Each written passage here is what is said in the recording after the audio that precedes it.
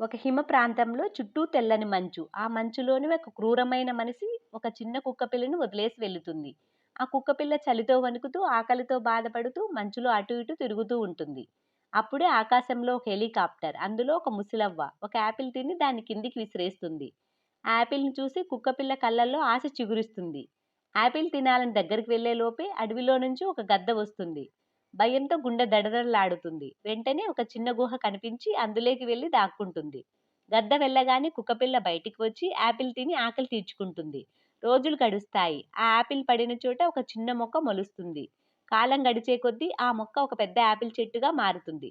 చెట్టంతా బాగా కాయలు కాస్తాయి. కుక్కపిల్ల ప్రతిరోజు ఆ చెట్టు దగ్గరే ఉండి సంతోషంగా యాపిల్లు తింటూ ఉంటుంది. కానీ ఒకరోజు ఆ కుక్కపిల్ల యాపిల్ చెట్టును పైకి చూసి మళ్ళీ కన్నీళ్లు పెట్టుకుంటుంది.